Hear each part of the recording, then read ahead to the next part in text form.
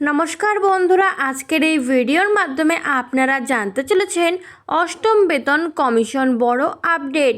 55 টাকা থেকে 18,000 টাকা।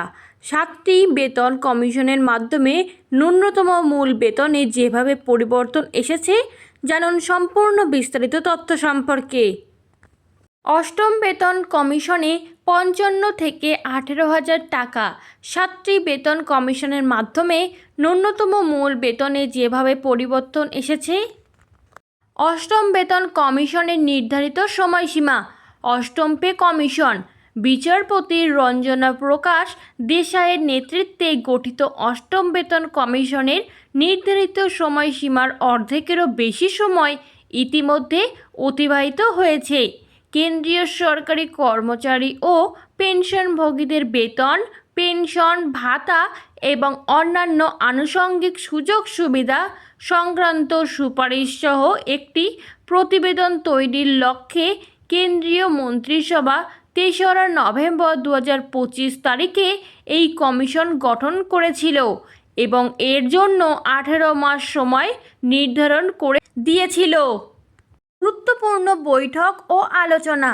গঠিত হওয়ার পর থেকে অষ্টম বেতন কমিশন দেশের বিভিন্ন রাজ্য ও কেন্দ্রশাসিত অঞ্চল, যার মধ্যে দিল্লি, পশ্চিমবঙ্গ ও ওড়িশাও অন্তর্ভুক্ত, সেখানকার বিভিন্ন ইউনিয়ন সংগঠন এবং সংশ্লিষ্ট স্টেক হোল্ডারদের সঙ্গে বেশ কিছু গুরুত্বপূর্ণ বৈঠক ও আলোচনা করেছে।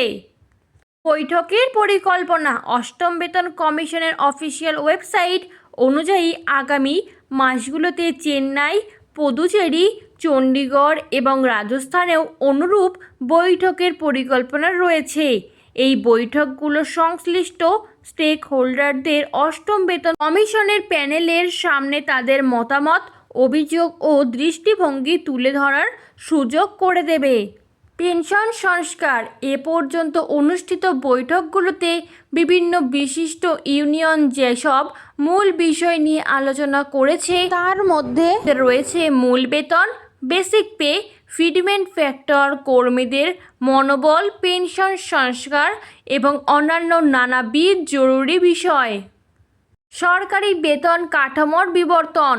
এই প্রেক্ষাপটে গত 7 দশকে সরকারি বেতন কাঠামোর বিবর্তন একটি অত্যন্ত গুরুত্বপূর্ণ মাপকাঠি, যা ভবিষ্যতে সরকার কিভাবে বেতন নির্ধারণ ও বেতন সংশোধন সংক্রান্ত সিদ্ধান্ত নিতে পারে সে বিষয়ে অর্থবহ ধারণা দিতে সক্ষম। কেন্দ্রীয় সরকারের বেতন কাঠামোয় কী ধরনের পরিবর্তন এসেছে এবং পরবর্তী সংশোধনের ক্ষেত্রে কর্মীরা কি আশা করতে পারেন তা বোঝার জন্য এই মাপকাঠিটি একটি কার্যকর দৃষ্টিভঙ্গি প্রদান করে। কেন্দ্রীয় সরকারি কর্মচারীদের ন্যূনতম মূল বেতন।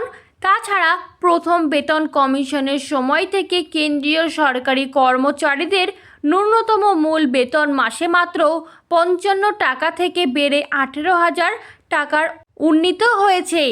নামমাত্র মূল্যের হিসেবে এটি 325 গুণেরও বেশি বৃদ্ধি।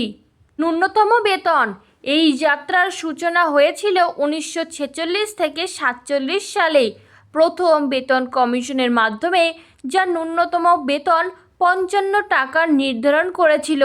দ্বিতীয় বেতন কমিশন তা বাড়িয়ে 80 টাকা করেছিল এবং তৃতীয় বেতন কমিশন তা 196 টাকায় উন্নীত করেছিল। চতুর্থ বেতন কমিশনের অধীনে ন্যূনতম মূল বেতন বেড়ে 750 টাকা। পঞ্চম কমিশনের অধীনে 2,550 টাকা। ষষ্ঠ কমিশনের অধীনে 7,000 টাকা এবং সবশেষে সপ্তম বেতন কমিশনের অধীনে 18,000 টাকা, যা 2016 সালে কার্যকর হয়েছিল। সময়ের সঙ্গে সঙ্গে এই ব্যাপক পরিবর্তনটি আরও ভালোভাবে বোঝার জন্য আসুন ন্যূনতম মূল বেতনের বিবর্তনের দিকে নজর দিই। বেতনের পাশাপাশি বেতন কাঠামোতেও পরিবর্তন এসেছে। ন্যূনতম বেতন বৃদ্ধি পুরো বিষয়টির একটি অংশ মাত্র। ধারাবাহিক বেতন কমিশনগুলো বেতন কাঠামোকে আরও সহজ, প্রয়োগযোগ্য এবং স্বচ্ছ করারও চেষ্টা করেছে। আগের পদ্ধতিগুলো মূলত ব্যক্তিগত বেতন স্কেলের ওপর বেশি নির্ভরশীল ছিল। ষষ্ঠ বেতন কমিশন পে ব্র্যান্ড এবং গ্রেড পের প্রবর্তন করেছিল।